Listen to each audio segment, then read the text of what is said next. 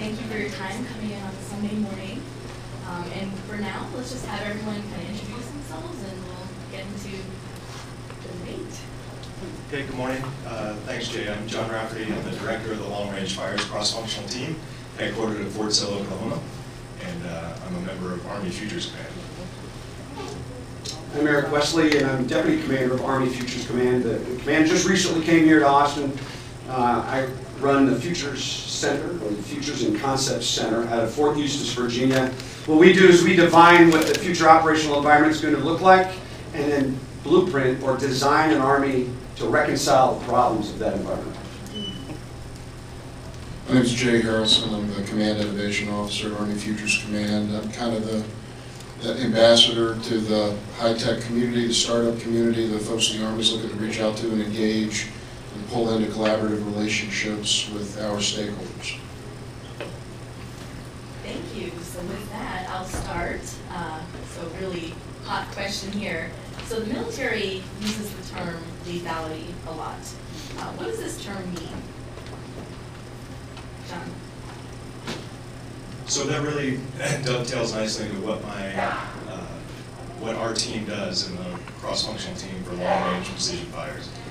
Our job is to modernize a few of the Army's artillery systems in order to be lethal against adversary targets. So we're designing these systems with our adversaries in mind in terms of what are the targets that we want to be lethal against. So ultimately, that's what lethality is. Can you destroy the target that you're attacking? There's a couple different ways to destroy it, because it can be to disintegrate it, right? Or you can neutralize it through electronic attack or other things like that. But in our case, we're focused specifically on a few adversary systems that really right now are seek to create this what they call layered standoff. This layered standoff essentially extends the arms of the adversary, which prevents us from fighting the way we fight best, which is a combined arms team, or as a Navy and the Air Force and the Marine Corps together. And if they can separate us at echelon, then we lose our effectiveness. So our job is to restore that and ensure that overmatch in the future by being lethal. In some ways that means range. In other ways that means optimizing the weapon against the target that we're attacking. You know, I think it's also important to point out we all struggle with this idea of lethality, because warfare by definition is violent. But we don't create lethality for lethality's sake. Lethality has a purpose to it, and that is when you have a conflict, you want to get to a position of advantage over your adversary, to either compel your will upon him or force him to recalculate what they otherwise might have done. And so there's a purpose to be achieved, and we are all reticent to apply it. But it's not just lethality for lethality's sake.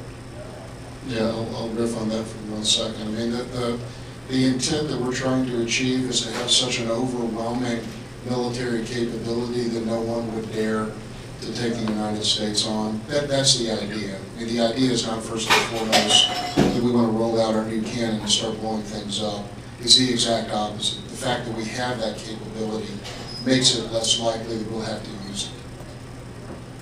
Yeah, that actually brings up a good quote I have here. So former Teddy Roosevelt once said, "Speak softly and carry a big stick, and you'll go far." Is this big stick ideology in practice, would you say, at the Army Futures Command? Well, I think in the end, the whole purpose of Army Futures Command is to enable the modernization of our Army for the current era. Deterrence is always important. It's always been around. It's got two factors to it. Number one, you have to have capability, and you have to have will to use that capability. And it's the combination of those two things that you can force your adversary to not do things that they otherwise would have done if you didn't have the capability or the will. And so in Army Futures Command, our purpose is to create the capability, to develop that capability so that policymakers can exhibit the will when necessary. Anyone else have anything to add to that? Well, I mean, Jay made a great point a minute ago about this distinct military advantage. And that really is what creates this deterrent effect. I mean, General Wesley's comment about the capability and then the will are important. there's the flip side of this, that pursuit of these distinct military advantages are in some ways escalatory. But you can't, part of the national defense strategy is to compete. And in order to compete, you have to develop these capabilities, and you must demonstrate them in terms of training and exercises. And that's all part of the Army Futures Command journey, is to develop the systems to ensure our units are ready to employ them while they're there, and demonstrate our capabilities so that we're competing in this environment. You know, there's precedent for this, and you can't prove a negative. But if you go back into recent history, we went through a renaissance of military thinking in the 1970s. We went through a significant investment in our military capacity, and you saw us competing heavily with then Soviet Union. Ultimately, they couldn't compete, and they blinked, and the world changed, right? We talked about this the other day. But they realized that they couldn't take on directly the United States. And so you see an example of where deterrence worked. Alternatively, you've seen cases where it didn't work, and you can think of World War II. And one could make a case that we didn't present sufficient deterrent to then Germany. Most recent, I think, example that you would remember is in Iraq. Prior to, back in 1990, prior to Iraq going into Kuwait, there was real conflict between Iraq and Kuwait. And Saddam Hussein asked our State Department, some leaders within the State Department, of our opinion. And one of the comments that he received was, the United States has no opinion on intra-Arabian affairs. So we conveyed a lack of will by that message, and you saw the outcome.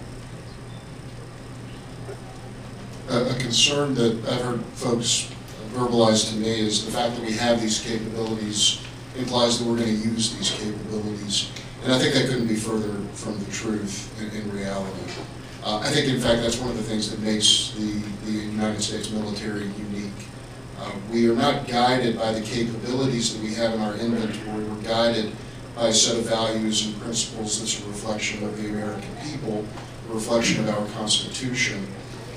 So our guiding principle is, let's make sure that we can field the best force in the world, so we never have to field the best force in the world.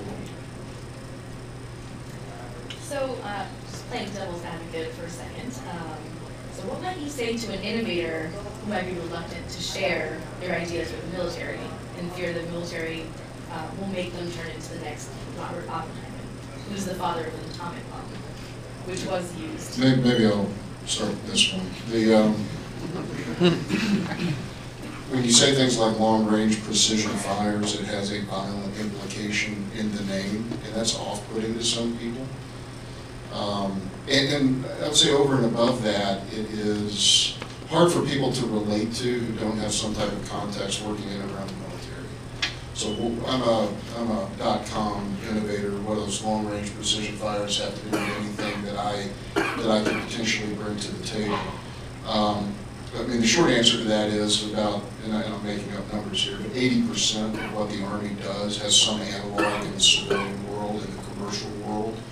We buy the same things, we build the same things that you see entrepreneurs pursuing today, civilian innovators pursuing today, commercial firms pursuing today. 20% of what we buy or build at the system level in particular, I mean, we buy and build things that blow up. We generally don't want to go to entrepreneurs to help us build things that blow up intentionally. So there are military unique things that we are not primarily focused on engaging the entrepreneurial community to help us do. The vast majority, however, of what we're pursuing, advanced sensing, communications, artificial intelligence for logistics, let's say, power and energy systems. These things are the technologies that drive the civilian world. We need the same things in our universe. It's a matter of translating our needs into things that folks outside of the Army context could really understand and get their arms around. Some people here might be asking that very question themselves. You might have a technology, or you're working with a technology, and you're just not comfortable that would be shared with the military. And the first point I would make is that I compliment you for having the taking the due diligence to think through the implications of the technology you're developing as it relates to future war. So that's a good thing. It's a good thing that we have this debate and this discussion. But I would highlight a quote by CEO of Microsoft, Satya Nadella. Most of you know who he is. And they recently went through a debate on the degree to which Microsoft would help us, Army Futures Command, with a system called IVAS.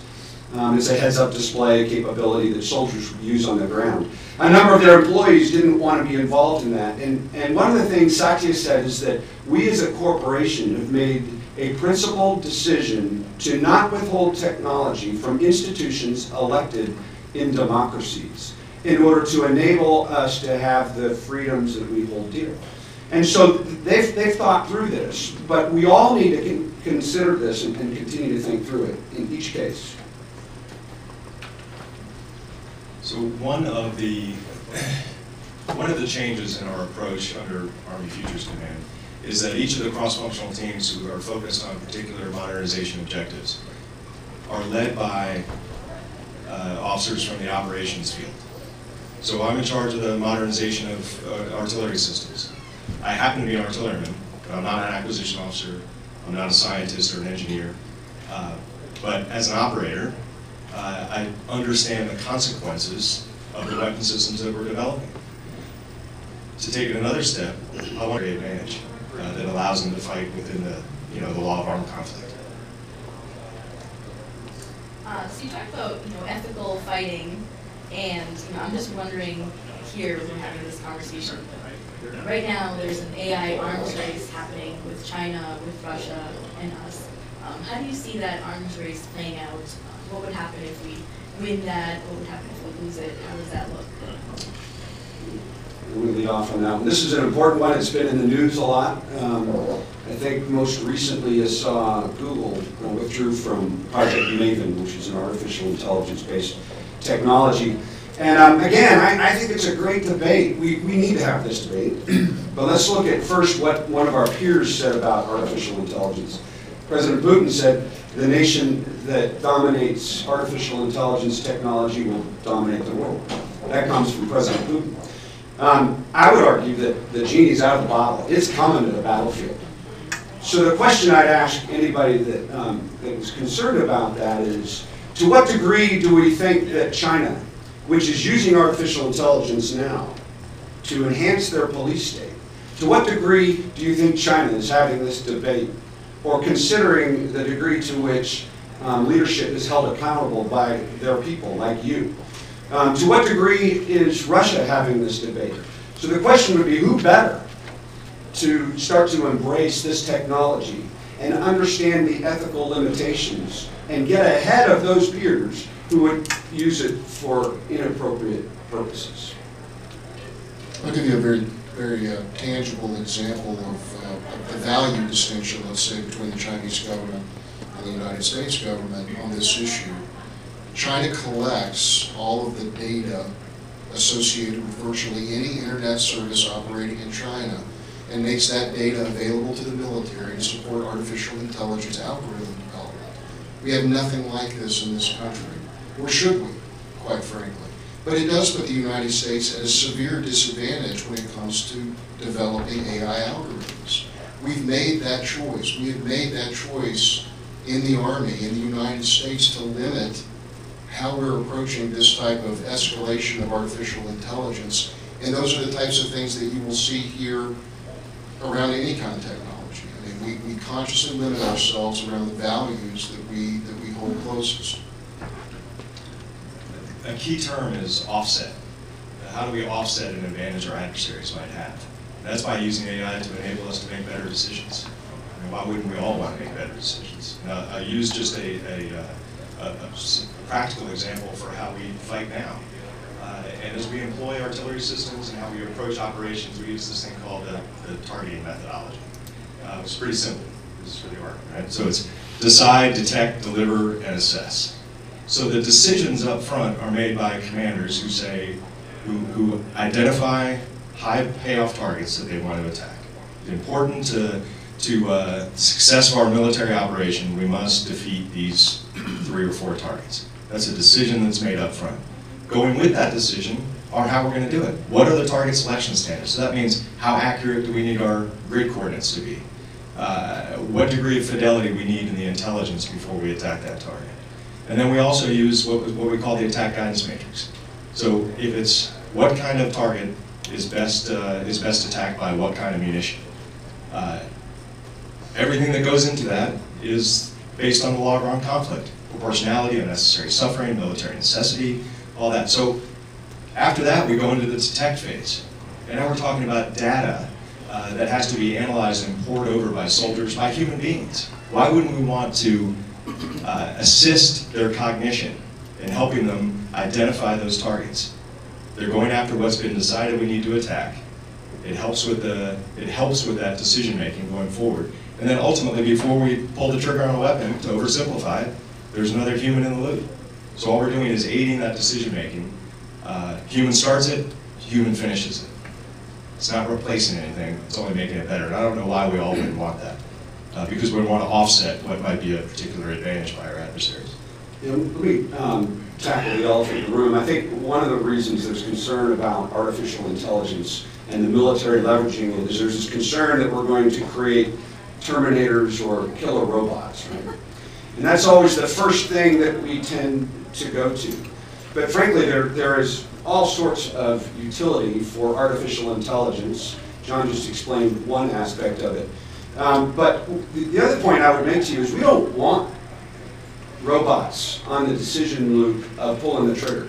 We want soldiers to make decisions like that because only, and particularly the American soldier, is very good about this. The decision making in using lethality is always context-based.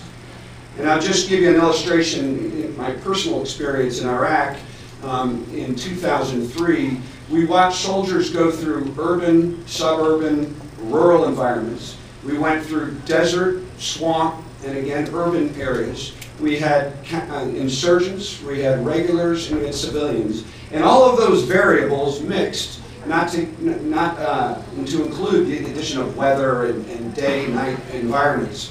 But my point in sharing you, those variables always changing, it was amazing to watch a soldier with context of a situation to make an ethical decision on whether to use lethality or not.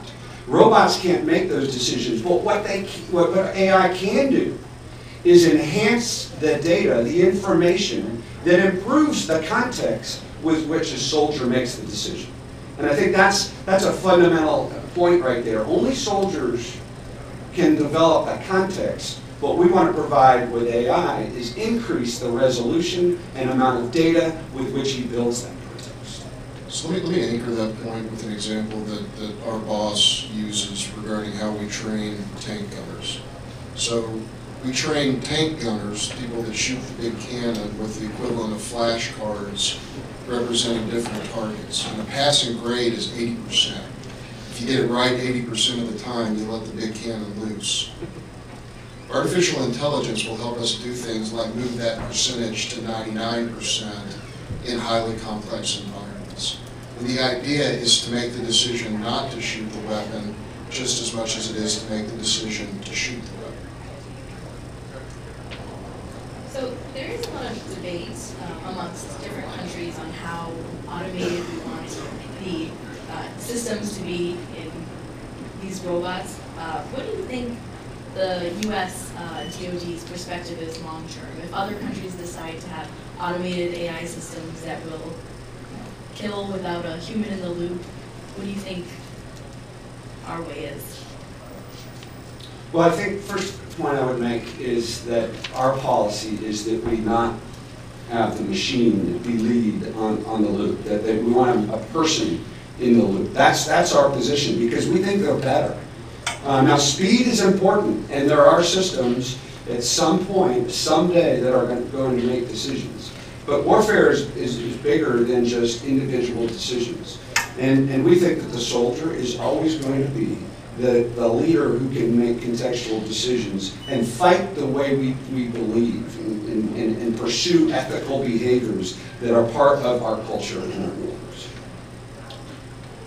Yeah, what are some of the ethical conversations that are happening right now in the DoD space? Well, I think you're experiencing one right now. We're engaging with populations of stakeholders, whether you're in the Army or outside of the Army, to help us think through exactly the right implications and applications of this unprecedented technology. And again, that's something you're not going to see in our the adversarial camps, the countries that we're concerned about. So I don't know if you have any other comments. I think Jay nailed it, is that we're the only ones having this conversation. And for those that aren't that familiar with the Army, the training of ethics in the Army goes all the way down to the individual soldier. And then we have something we call the chain of command, which charges leaders to ensure that these leaders are responsible for the ethical conduct of their units and of their soldiers. They're held accountable for it. There isn't really any other Army in the world, short of our partners, that take it this seriously. And so I think it really heightens the opportunities for us to take advantage of new technology, to make us more ethical, to help us make better decisions, to help us be more precise. And then ultimately back to what Jay said at the beginning about getting this distinct advantage. Then we don't have to fight. That's a great point. One other aspect of this artificial intelligence, there's within the community, within the ecosystem, the tech ecosystem, there's some concern that if you, even though the soldier will be in the loop, that artificial intelligence will create an environment where soldiers may become lazy and just take the recommendation of the machine and pull the trigger. And the counter to that is this: we trust soldiers today to pull the trigger. We trust them to make that decision with the information they have now. Why would we trust them less when we improve the resolution of the information they use to make that decision? Are there concerns with AI systems being used in the military for hacking, security? Like, what are the ways that is being addressed right now? Well, to start with the development of the systems, and it's part AI, but all the other technology that's associated with the pretty complex weapon systems that we're developing is recognize there is a degree of vulnerability to that. And so there are very rigid and tough cybersecurity standards that have to be applied to everything that we do. As we introduce AI, about cyber attacks, it is something that we have to just take on. There's no hiding from it. And so you'll see in the artificial intelligence realm, you're going to write algorithms, and then there's going to be spoofing algorithms, and then you're going to need counter spoofing algorithms, and it's just going to be a constant back and forth, but this is the era we're in. So we have to harden our systems, but there's no perfect system that can't be penetrated. So the diligence with which we protect our networks and the diligence with which we employ artificial intelligence is just going to have to become a constant. So one of the key concepts underwriting our use of artificial intelligence is this idea of human-machine teaming. So using artificial intelligence as an input to human decision-making. In the cyber world, artificial intelligence speeds up the cycle of decision-making. Really, in any application, it speeds up the cycle of decision-making. So to the extent that adversaries may use artificial intelligence to do things much more quickly and much more iteratively, we have to use artificial intelligence tools to help us identify those signatures, the things that might be indications of a vulnerability or an attack in a much shorter time frame so we can make adjustments. I'd say the cyber world in the Army is one of the more mature areas where where artificial intelligence has been deployed on the defensive side. But it is a tool that we will have to start making use of across the board. Are there any talks of using it on the offensive side? Well, absolutely. In fact, that's the issue we were talking about earlier, is we want to keep a soldier on the loop, making that decision. But the other thing is that we oftentimes think of artificial intelligence, again, as if on the lethality aspect. There are a myriad of uses for artificial intelligence, and we could list them. Predictive maintenance is an example of one. One that would be relevant to not only the Army, but also to every one of us, and that is airspace management. clunky way with which we manage the airspace in the combat theater. We will give the Air Force, say, everything above 15,000 feet. And then below 15,000 feet might be where we have rotary wing or UAVs. And there do any of them cross as long as that airspace management directive is out. Well, that's a real clunky way of managing a very hyperactive battlefield. You may want to clear that airspace in order to fire artillery, but you can't because it's all closed down at a certain elevation. So artificial intelligence could allow us to put nuance into airspace management to allow all weapon systems to be optimized for utility. But that would also apply to the civilian space, right? And so there's a very clunky way with which we manage airspace in the civilian world. Artificial intelligence, right now I think Spark Cognition is working on some work here in town on airspace management using artificial intelligence. So there's a number of utilities for it. I don't know if you have any other words, Jay. I know you're coming from the industry, so you have a very different perspective on some of these. Well, sorry. But again, maybe I'll just reinforce the point that General Weston made. I mean, the applications of artificial intelligence, I would say by and large tend to be on the mundane side as opposed to the sensationalistic side. We're not talking about general AI. We're talking, I mean, you know, when I was in graduate school, what we call artificial intelligence today had a different name. It was called statistics. Now it's artificial intelligence. So we use these things in ways that help us understand complex data sets. I mean, an example that we're working with right now in my part of the Army Futures Command relates to how do you fuse multiple signals to provide a better position location for a soldier or a piece of equipment. So you may have a signal from GPS, you may have an accelerometer, you may have a compass, you may have a visual image. How do you fuse all those things to resolve a better location for an individual? I mean, that's super important, but it's not the, you know, I would say the ultimate lethality question that we're talking about here. No killer robots. Right. So I recognize I'm standing next to the primary author of multi-domain operations, but so I'll tread lightly here. But one of the ideas of multi-domain operations is we want to operate across all domains simultaneously. And right now, what General Leslie used was an example of how we deconflict airspace episodically. It's really difficult. Sometimes it takes a long time. And he used an example of AI to help deconflict that, to help integrate fires into it in more continuous basis. But just think now we're considering applying the effects of cyber and the other domains at the same time. You see how challenging that's going to be to not just integrate it, like I said, episodically, but to do it continuously over time. So we have that really remarkable kind of military advantage.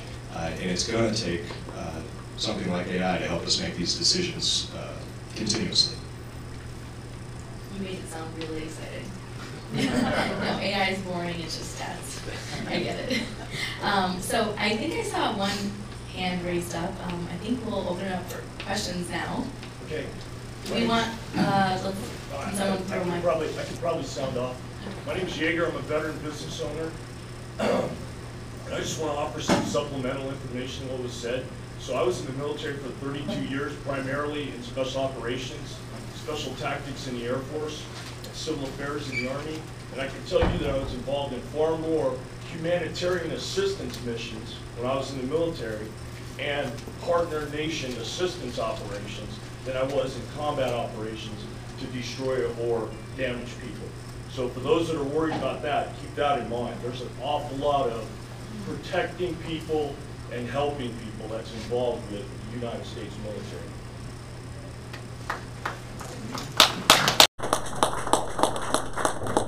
I want to stand up just Hi, my name is Anna from Green Cox. I'm a journalist.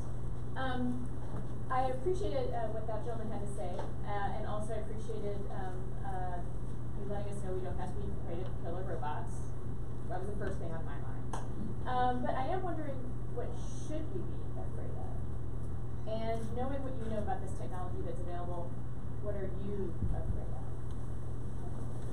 You're talking about from a technology standpoint as opposed to threat concerns. Yeah, I mean, and if it's maybe more, if AI is more of a threat, in a civil liberties area, is that where it's actually where area of concern, or is there something? Yeah, no, that's actually an astute question. So we're telling you, but not to worry about. And you're saying, okay, you expose to us what we should be concerned about. And I'm going to turn to you, Jay, from a technical standpoint, and then we'll roll in after you. Thank you. The things that concern me have more to do with the unknowns of the technology as opposed to the, let's say, the uses of the technologies where we've been focused up to this point. And one of the big unknowns is how do you understand the decision-making process, let's say, of artificial intelligence? That's not, decision-making is not the right word. How do you understand and validate the quality of the answer that an artificial intelligence algorithm gives you? And that is not a well understood area. You have to trust the information that you're being given.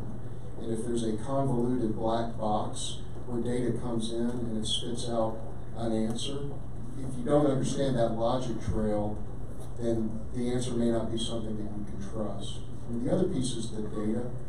The quality of the data has everything to do, garbage in, garbage out, simple stuff. In AI, because you don't necessarily understand the logic trail definitively, at least it's not well characterized today. That's something that we have to invest a lot more in. It's making sure that we can validate the quality of the data and then understand how the data is manipulated, fused, processed in the algorithm to produce a certain output. That's it. Yeah, I think that's well said. The other point, I guess, would be that there will be significant investment, as I mentioned earlier, by our peers to spoof our AI. So it goes back to what Jay's talking about, and that is you have to understand the algorithm so that the man in the loop can kind of validate whether it's a logical recommendation or not, and identify when you're being spoofed. And then it brings you to another problem is, how do you retain the intellectual capital within your institution to continue the rate at which these algorithms will change? And that's a whole realm of human resources that the military is going to have to grapple with. We'll go right in order, front to back. So, sir, y'all mentioned that you definitely want to have a human making decisions, for example, for terminal attack. But at the rate at which the capability and depth of neural networks are going to change, and understand that we're going to be operating in a spectrum disrupted or denied environment, I would just wonder, are you concerned about making decisions either in investment or in policy that are going to unnecessarily limit the ability for those edge decisions to be made by machines if it becomes necessary? Is your question about being jammed and therefore not getting access to the data, or not sufficient policy decisions to enable you to make the decision? Sir, yeah, I mean, the capabilities are going to increase, and the adversary capabilities to intercept or interrupt our ability to make those human decisions remote from the attack are going to increase as well. And the concern would be, are we going to make decisions now about either investment or policy that are going to limit the potential for those capabilities? I think Jay understands my question. But Go ahead. So, I'm a skeptic. I mean, I'm not a Ray Kurzweil, the singularity is near. I think the singularity is pretty far away. I think we're grappling right now with the starter questions of AI, and I think where the argument tends to have gone is to the edge case, general AI, what happens when the human is the limiting factor in terms of being able to make the critical decision. I think we have to be engaging, we need to be incorporating ethicists and ethical considerations in these types of conversations in our policy and our planning. I just think that the type of scenario, at least as I understand it, that you're describing is something that's not on the horizon. And look, I could be dead ass wrong. I mean, that's the whole thing about disruption. So I'm not giving you a definitive answer because it's a tough question. We do need to be investing in that area. We need to be thinking about it. is it the top 3 things that we ought to be thinking about in terms of how to leverage, how to write policy for, how to build strategy around AI? Not in my opinion. So I think we're going to learn a lot as we go along, and we, bottom line, as Jay said, is we've got to invest there because we're being outspent by our peers 10 to 1 in most cases in this area. So we've got to go there. As we go along, we're going to learn answers to some of your questions, and we'll make adjustments as we go, but we got to get after it. You have a question? I did. Hi, how are y'all doing anything to address like the like diversity and inclusion, because AI tends to be a bit stereotypical in some ways, and so is there any concern that this would create like a self-fulfilling prophecy, always target based on factors that generally are protected by the Constitution? Yes, I think so. There is a concern for that, which is why we want a man in the loop, right? Because and that we train soldiers with great discipline, and one of the purposes of that discipline is to work through those biases, so there's a clear understanding of the ethic before we go into a conflict, and a human will see right through that. You know, if I can just add in, we use this leadership philosophy in the Army called Mission Command. And one of the fundamentals of Mission Command is disciplined initiative. And I think what General Wesley just described, that particular situation, I think that highlights what we train and expect our soldiers and leaders to do, is to execute that disciplined initiative. They're disciplined by the law of armed conflict, ethics, instructions, orders, and then their initiative, I think, is enabled by information. And I think that's what AI helps with that, is give them information, not just data. We're collecting so much data. What we lack is information, and I think that's where that's how we really make discipline initiative go, is by giving soldiers and leaders information.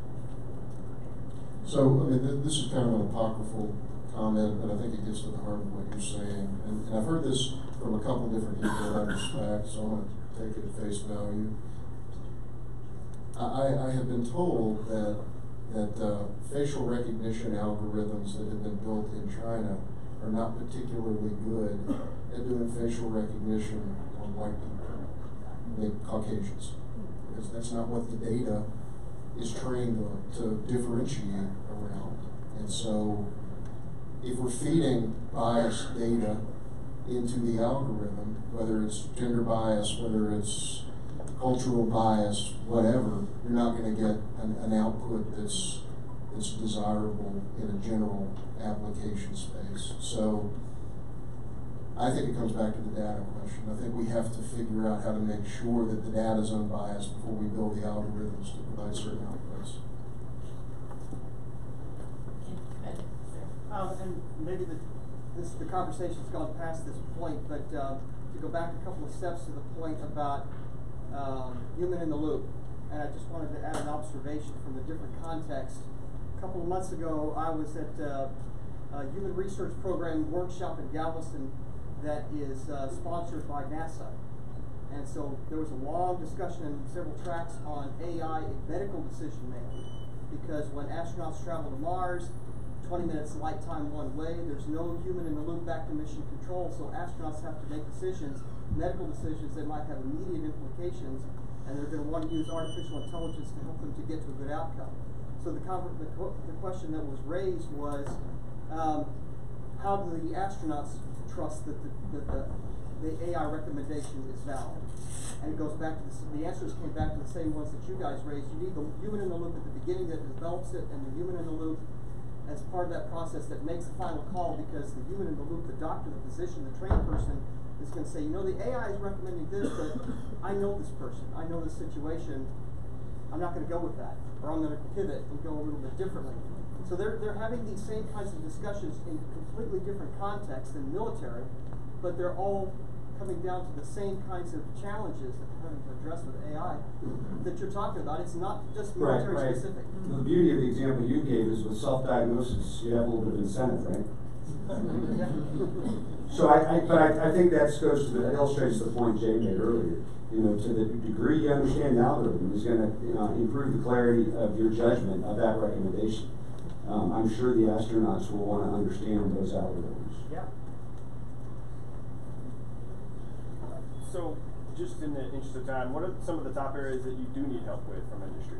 So you've articulated you're focusing on narrow AI, which is great. You know, what are those practical areas that you don't have now that you would want industry to be thinking about? Yeah. So I'll list one right off the top here, and that is augmentation of operational decision making as an example. We all know that sensors in the future battlefield will be ubiquitous. We know that it exists that way today. And when you have ubiquitous sensors, you get overwhelmed with the data that you're looking for to make operational decisions across a theater campaign, as an example. And that data, buried in that data, will reflect opportunities, but will be buried. It will be that pin or that pin in a stack of needles that you're trying to identify and you can't see it. Well, artificial intelligence is going to be able to take in everything from social media to intelligence reports to weather data, all sorts of sources, database it, label it, and present recommendations to a commander on how we should maybe change the campaign. And then it also allows you then to create synergy with the command and control across multiple services, across multiple echelons. So it's all in that decision-making space to synthesize intelligence, to understand what's happening on a very complex battlefield. That's probably the biggest need right now. A minute ago, John talked about multi-domain operations. That's our concept of how we're going to fight in the future. And we coordinate with the other services on this because in order to dominate on a future battlefield, you have to take all the domains, space, cyber, electromagnetic spectrum, maritime, air, and ground, and stack them or synthesize them so that the total is greater than the sum of the parts, and that gives you overmatch.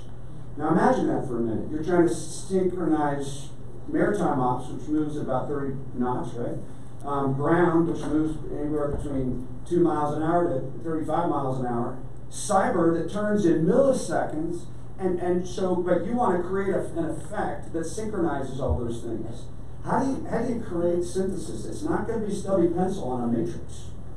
So you need sort of some enabling data and data analytics to help you get to some optimizing of those capabilities. So I want to emphasize a couple points. I mean, one is the fact that anything the civilian world is using artificial intelligence for, by and large, we need the same stuff. And I'll give you an example.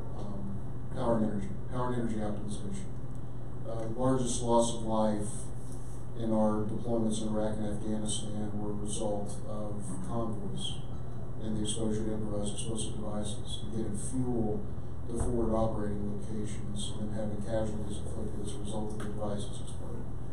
If we could reduce the burden either through fuel efficiency or optimization of the power generation at the site of use and reduce our need to move fuel into those contested environments, that literally translates into lives. So if it's something that's needed in the civilian world for what I'll call a non-frivolous application, you can bet that we're looking at the same stuff. Yeah, I was going to say, I'm glad you said commercial and not academic, because otherwise it would be CAT, not CAT, in that application. Go ahead. So we spoke today a lot about applying technology and AI, largely in the context of physical warfare. Curious about cyber warfare. So if I think about 100 years ago, I guess our focus was say 100% physical warfare, 0% cyber. What is that split today? What is it 100 years from now? And how does the American military's focus compare to China, Russia, other countries? So I want to go back to something I just mentioned, and that's why we have this thing called multi-domain operations. Let me, just as a backdrop, our culture, everybody in this room has grown up with the United States military that wasn't challenged in a big way by a peer state. When we saw an operation, say, that occurred in the Arabian Peninsula, you watched us deploy for 6 months. We'd stack metal in a foreign port, and then we pulled off ships and get it all lined up. And at some point of our choosing, we would initiate some kind of operation, right? And we're used to that. We go somewhere, we set up, and we build out, and then we conduct an operation. That environment where we have free reign to move at will and to go into a foreign port and take our time to get set up does not exist today within a near peer. That means they're challenging us, because what they've seen is we're really good at close combat, and they want no part of close combat. So what they've done is they've invested in ways to challenge us so that we can't move at will. And so if we go into a foreign port at some point, we can expect to be targeted immediately. Why am I sharing all that with you? We don't dominate in all domains like we did in the past, air superiority, etc. So that means we have to counter them. And if you don't dominate in all domains, the way you overmatch them is to stack the domains so the total is greater than the sum of the parts, right? Well, that means cyber is indispensable. You will see us use cyber, for example, to target or attack or maybe even stimulate a radar system that enables them to target us. So now you start taking down their nodes with something that's not lethal so that it reduces their ability to attack us. So when we say multi-domain operations, it includes cyber, the electromagnetic spectrum, includes air, maritime, ground. And so it's a significant aspect of our work in the future. And now. Sort of tie in with what some people have already asked. Over the course of this conference, you're going to see capabilities I'm sure that would be useful to you. How does industry help you now? How do we get in there and help you with all of your gaps? So I'm going to not take you on a guided tour of the Army acquisition process.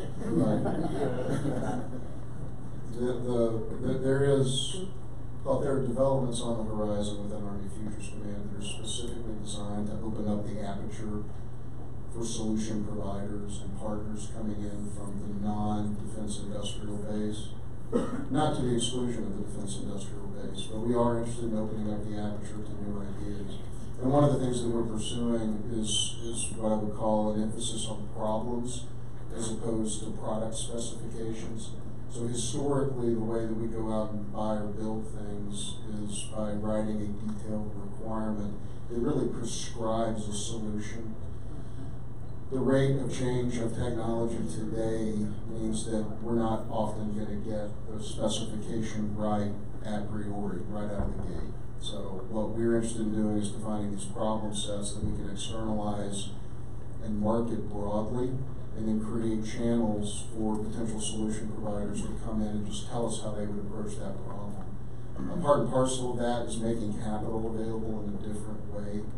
So in part, we are looking at distributing capital earlier and in smaller amounts across a large number of opportunities to help identify signals that we can then capitalize on with further development dollars to mature something to a use.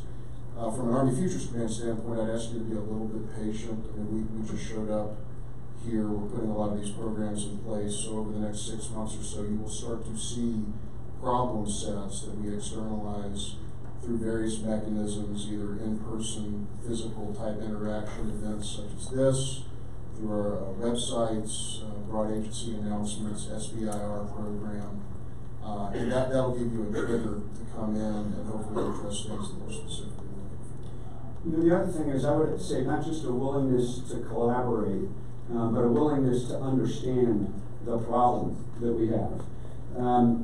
Industry oftentimes will tell us, hey, just tell us what the requirements are and we'll build it for you. And I say, that's not good enough. You need to get in our space and let me show you what our problems are, because you may have a technology that I would have no idea would be relevant to the problem, but because you know the technology, you can help us solve the problem. So your presence here is an indicator of that. And we created this venue so industry with these kind of ideas that Jay's talking about can plug into the Army, and you avoid the large bureaucratic tour that he was going to give you in the Army acquisition system. So, and let me just make one other point related to this. So the Army Applications Lab, which is, we'll call it the externally facing part of the Army Futures Command, is located in part here in the Capitol Factory back on this floor, so back that way. One of the reasons that we're here, obviously, we want your ideas. We want to generate idea flow, we want to deploy capital, we want to get solutions developed. We're also here to have a conversation, because quite frankly, we don't know how to optimize a relationship with the entrepreneurial community the startup community, the venture capital community, the university community yet. In order to get at that, I mean, we can think what it is that your communities want, or we can engage you in a conversation and you can help us work through it. And I guess what we will say is that we're absolutely committed to the idea of working with you to help us figure it out so we can create a mutually beneficial relationship. So from a practical sense, in the responsible for systems development, Jay's team is going to help us deconstruct some of the problems in ways that we might be able to find applications out there that we could apply to our problems. So one of them that we're working on in our team that has to do with an autoloader. We talked about being more lethal to go back to the beginning of our discussion, but it's not just shooting farther. In some cases, it's delivering a higher volume of fire, so more rounds faster, and before the target can move, as an example, right? So it helps you be more lethal, but maybe against a bigger target. But in order to do that, we need to augment our cannon crews who now do it by hand. There are autoloaders that are out there some of our partners have them, our competitors are developing them, and so we're a little bit behind in the development of this. But along the way, we've taken our projectiles and we've put GPS fuses on them and things like that. So dumb projectiles with smart fuses. But those smart fuses take a couple of cannoneers to screw on and set, and it's a complicated fuse setting process. And then I'm finding out that's really something that's kind of hard to do with an autoloader. And so we're looking at different robotic applications to that. So I had this idea of a big arm, and we've been going back and forth with our industry partners who have ideas on it, and they want to do it their way. We kind of wanted to take an alternative approach. So yesterday, as part of the experience here at South by Southwest, I attended a couple of demonstrations and tried to meet with some people who had no idea that they would be meeting with somebody from the Army when they were there this week, and saw some ways to approach this thing that I hadn't considered before. And so I just, without going into any more details, I just sort of offer that as an example. Is I'm learning one, how to deconstruct the problem in a way that's digestible to people like yourself. But as Jay said, we got to figure out how to meet in the middle on this and figure out how to work together. But we want to. Thank you. We actually don't have time for any questions. So I don't have a question. Good morning, I'm Pam Calicut. I'm the acting director of the Army's Office of Small Business Programs. So I just want to tag on to what Jay said about how do you get the capability to Army Futures Command. We will have a small business professional that is working with all of the organizations in Army Futures Command. And so you would come in and you would speak to them regarding your capabilities, and then we would match you up with the appropriate Army Futures Command entity that your capability, that they would be able to bring to. Are we closing up? Yeah. Let me just give you a closing comment here. First, thank you for coming today. Thank you for showing interest in this very difficult question. Those of us in uniform, we wrestle with it every day, but all of us need to ask some of the hard questions that you're asking. And each of you will come to a conclusion as it relates to your own convictions, your own ethics, and the technology that you're using. But you're here in the marketplace of ideas, and we came here to meet you, and we will always be willing to do so. And that's one of the virtues of coming to Austin, Texas. Because in the past, we might be on a fenced-in installation and having this discussion, but we're not getting your input. But we want to come to you so that we're embedded within your culture. Now, when you evaluate that dilemma, as I compliment you for being here and compliment you for being diligent in all of this, I would just suggest to you that if there ever comes a point where we can no longer leverage the brilliance of industry and the brilliance of the people that work for you, is the point at which the United States will no longer retain the edge that we've enjoyed for the last 75 years. So think about that as you evaluate that decision, because the best products that we've ever used in the military came from industry. So with that, those would be some closing comments. Thank you for coming today.